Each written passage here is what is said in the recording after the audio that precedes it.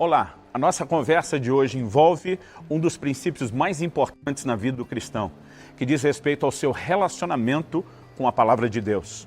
Nosso foco hoje diz respeito a encher-se da palavra de Deus. A palavra de Deus diz em Colossenses, no capítulo 3 e no versículo 16, habite ricamente em vós a palavra de Cristo, instruí-vos e aconselhai-vos mutuamente em toda a sabedoria. Nós temos aqui não um conselho, não uma sugestão. Nós temos uma orientação e uma determinação de Deus, de que a sua palavra deve habitar ricamente em nós. Agora, para que a palavra de Deus habite ricamente na minha e na sua vida, para que ela permaneça e de forma abundante esteja presente, ela precisa entrar. E ela entra não mere simplesmente porque ouvimos pregação, porque ouvimos ensino da palavra, mas porque principalmente nos dedicamos à leitura da Bíblia. Nós precisamos entender a importância desse relacionamento com a palavra de Deus, através da leitura, através da meditação nas Escrituras. Muitas vezes a gente ouve, e isso tem virado uma desculpa meio que cultural do brasileiro, a gente ouve a frase, eu não gosto de ler. Eu ouço muito as pessoas dizerem isso, eu não gosto de ler. Mas eu digo a elas, a coisa que você gostava de fazer antes da conversão, que não pode gostar mais. E a coisa que você não gostava antes, que vai ter que aprender a gostar agora. Assim como não cabe um crente dizer, eu não gosto de orar, eu não gosto de adorar, porque isso não tem nada a ver com o seu novo estilo de vida e relacionamento com Deus, a frase não gosto de ler não nos serve mais. Porque no mínimo, você vai ter que aprender a ler a Bíblia. Se não for outras coisas, no mínimo, a leitura da palavra. Porque Deus fez com que a sua palavra chegasse a nós através dessa ferramenta da literatura. O apóstolo Paulo, ele aconselha Timóteo dizendo, aplica-te à leitura. Muitos acreditam que ele falava da leitura pública das Escrituras, outros acreditam que ele falava da leitura pessoal e privada das Escrituras, outros acreditam que além do estudo das Escrituras, ele falava de outras leituras também. A verdade é que para que a palavra de Deus habite ricamente na minha e na sua vida, nós precisamos conhecer. O próprio Senhor Jesus falou com os judeus a respeito de um costume que eles tinham aprendido. Ele diz, examinai as Escrituras e são elas que dão testemunho de mim. Eles tinham esse hábito formado por gerações, porque lá em Deuteronômio a ordem de Deus aos pais é fale da palavra aos seus filhos. Dentro de casa, ou andando pelo caminho, quando se levantar, quando se deitar, tenha a palavra por frontal diante dos seus olhos. No Velho Testamento, em Deuteronômio, o Senhor fala a respeito do futuro rei de Israel e ele estabelece muito tempo antes deles terem o primeiro rei, instruções das quais esse líder não poderia abrir mão. Uma delas é que ele deveria ter uma cópia do livro da lei para si, pessoal. Naquela época eles não tinham essa facilidade de ter cópias pessoais, como nós temos hoje, as versões impressas, digitais. Mas o Senhor diz, esse líder precisa ter. E o texto diz que ele leria todos os dias da sua vida. Eu entendo que quando nem todos podiam ter esse acesso, Deus já estava mostrando um padrão que serviria no futuro para todos nós. A palavra de Deus é um livro com o qual nós precisamos nos relacionar e ler diariamente. Falando da questão cultural, antes seguimos nos princípios espirituais. Ninguém fica bom em coisa nenhuma sem treino. Ninguém cresce em nenhum tipo de prática sem que se exercite nela. Eu me considero privilegiado, porque na minha fase de pré-adolescência, um dia chegando em casa com meus irmãos, provavelmente da escola, nós descobrimos que a televisão tinha sumido da sala de casa. Meu irmão mais velho, eu brinco em nome do Sindicato dos Filhos Frustrados, foi humildemente perguntar a papai, porque naquela época filho não tirava satisfação com o pai. Ele perguntou, papai, cadê a televisão? Meu pai respondeu, eu vendi. Ele perguntou, vai comprar outra? Meu pai disse, não. E meu irmão arriscou indo um ousado, por que não? Me faz lembrar de Abraão, quando está intercedendo por Sodoma e diz, não se ire o Senhor, se eu falar mais uma vez, ele, mas pai, por que não? E meu pai na hora diz, filho meu, não cresce só assistindo televisão e jogando videogame. Eu brinco, se é que dá para chamar de videogame o gráfico daquela época. Mas meu pai disse o seguinte, baixou essa portaria em casa, de hoje em diante vocês vão aprender a ler. E a partir daquele dia, além da leitura bíblica diária, que era obrigação dentro de casa, ele exigiu que nós passássemos a pegar um livro por semana na biblioteca da escola. Eu digo sempre às pessoas, dizer que eu gostei disso a princípio não é verdade. Eu brinco até que eu virei um televizinho, porque o que eu queria assistir dali para frente tinha que ser na casa de algum vizinho. Mas aquele hábito foi sendo formado. O exercício foi sendo criado. Alguém me perguntou um dia aos 18 anos de idade, quantos livros você já leu? E eu não sabia responder, mas curioso, eu fui fazer a conta. Tanto da biblioteca lá de casa, porque meu pai, apesar de não ter muito recurso, uma das coisas onde ele mais investiu dinheiro foi literatura cristã. Como daqueles livros, né, que eu pegava na escola e conseguia relacionar, e para minha surpresa, aos 18 anos de idade, eu já havia lido mais de 400 livros. Uma conta que às vezes as pessoas não fazem é que um livro por semana, o ano tem 52 semanas, significa pelo menos 50 livros por ano. Você imagina ao longo de uma vida o quanto eu e você poderíamos nos alimentar.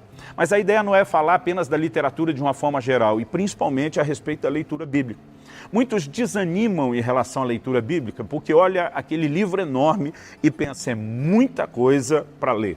Se você pensar em fazer de uma vez. Quando meu filho Israel tinha 6 anos de idade, e ele já tinha sido alfabetizado, minha esposa é pedagoga, e começou o trabalho de alfabetização com meus filhos em casa cedo, aos 5 anos. 6 anos a leitura dele já era razoavelmente boa para a gente dar a ele uma Bíblia, não dessas de criança, linguagem amena, ilustrada, mas a Bíblia de adulto mesmo, ainda que optamos por uma versão mais fácil. Ele aos 6 anos de idade me fez uma pergunta. Ele disse, papai, o que eu preciso para ler a Bíblia toda em um ano? E nós sentamos e fizemos a conta juntos. A Bíblia tem menos de 1.200 capítulos, na verdade 1.189. Dividido pelos 365 dias do ano, nós chegamos à conta de que 3,3 alguma coisa, capítulos da Bíblia por dia, não chegava a 4, estava mais perto do 3 do que do 4. É possível, você lendo isso dia após dia, você ler a Bíblia toda em um ano. Eu acredito que ler a Bíblia toda em um ano é o mínimo que o crente deveria fazer. Eu não acho nem que é uma grande conquista. E não me diga que você não tem tempo para ler 3 capítulos da Bíblia por dia, podendo parcelar um de manhã, um de tarde e outro de noite. O que nós não temos é o hábito. O que nós não temos é a disciplina. O que nós não temos é a constância, é a continuidade. Então, eu lembro que por conta dessa conta quebrada dos capítulos, eu falei, filho, se você ler 3 capítulos de segunda a sexta, que é dia de aula, 4 no sábado e domingo, ou se você ler 3 num dia, 4 no outro, você liquida a fatura antes de um ano. E ele começou a fazer isso, dedicadamente. Todo dia quando acordava, a primeira coisa que ele fazia era ler a Bíblia. Quando ele terminou de ler a Bíblia a primeira vez, ele ainda não tinha completado 7 anos de idade. Isso não faz dele um garoto prodígio. Assim como a quantidade de livros que eu li na minha Bíblia não faz de mim ninguém diferente. Eu tive o privilégio, o legado de um pai que me transmitiu isso. Meu filho teve o privilégio de alguém que o orientou a fazer a conta correta e o parcelamento da leitura diária. Aos 7 anos de idade, ele leu a Bíblia a segunda vez. Aos 8 anos de idade, ele leu a Bíblia a terceira vez. E aos 9 anos, ele fez uma nova conta. Eu lembro do dia que ele disse, pai, se eu ler 7 capítulos da Bíblia por dia, que é praticamente o dobro, um pouquinho mais, eu vou ler a Bíblia 2 vezes no ano? Eu falei, filho. A partir daquele dia, ele começou a ler 7 capítulos da Bíblia por dia. Isso significa o quê? Aos 11 anos de idade, ele já tinha lido a Bíblia toda 9 vezes, de capa a capa. Eu conheço alguns líderes e até pregadores que ainda não fizeram isso. Nós precisamos valorizar a importância da palavra de Deus. Em primeiro lugar, porque ela é alimento para o nosso espírito. Jesus diz, nem só de pão viverá o homem, mas de toda a palavra que sai da boca de Deus. E segundo, porque ela é alimento para a nossa fé. Paulo escreve e diz a Timóteo, você será nutrido pelas palavras da fé que pregamos. Muitos crentes não conseguem ter uma fé firme, diferenciada, porque não alimentam a sua fé. Nós precisamos da palavra porque ela vai transformar a nossa vida. Eu pretendo desenvolver mais esse assunto em outros vídeos e quero adiantar isso aqui, o que normalmente não faço. Mas eu quero chamar a sua atenção. A palavra de Deus é a ferramenta que necessitamos. A Bíblia diz, a lei do Senhor é perfeita e restaura a alma. Há uma restauração na nossa forma de pensar e nas nossas emoções que a palavra de Deus nos proporciona. Nós precisamos dela para nós, em primeiro lugar.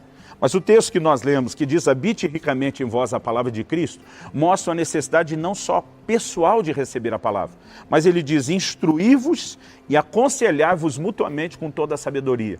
Se você está cheio da palavra, além disso afetar a sua vida, você vai estar munido com ferramentas, com sabedoria e entendimento dos princípios necessários para ainda fortalecer a vida de outros, para que você transborde a palavra de Deus na vida de outras pessoas. Eu me lembro de um exemplo que eu li num livro, que dizia que o crente, em relação a se encher da palavra, deveria ser algo parecido com uma esponja. Uma esponja, quando está encharcada de água, onde você toca nela, vaza água. Assim deveria ser comigo e contigo. Esse foi o exemplo que Jesus deu. Cada vez que alguém fazia uma pergunta, ele respondia usando as Escrituras. Cada vez que Satanás o tentou no deserto, ele respondia, está escrito.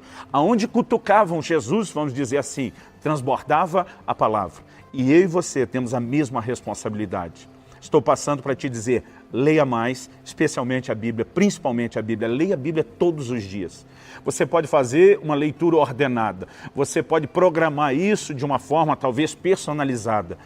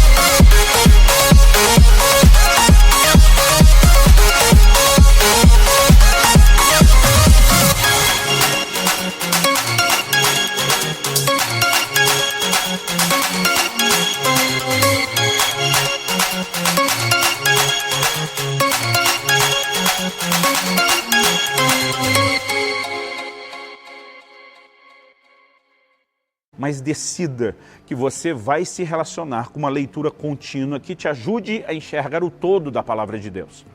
A meditação e alguns textos específicos também é muito importante, esse é um assunto de outra hora.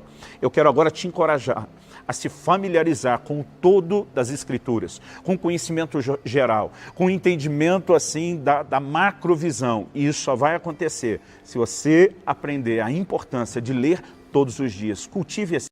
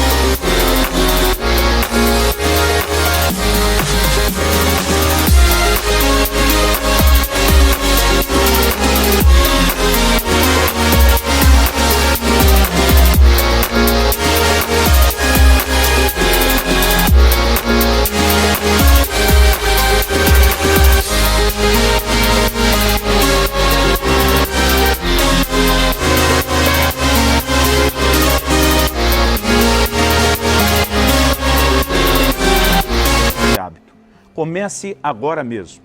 Decida, no mínimo, essa cota diária de 3 a 4 capítulos, no mínimo. E ao longo do tempo, você vai perceber a diferença que isso vai fazer na sua vida. Que o Senhor te abençoe. E que você possa viver nesse lugar, onde a palavra habite ricamente em você, te transforme e transborde de você para abençoar e ajudar outros. Em nome de Jesus.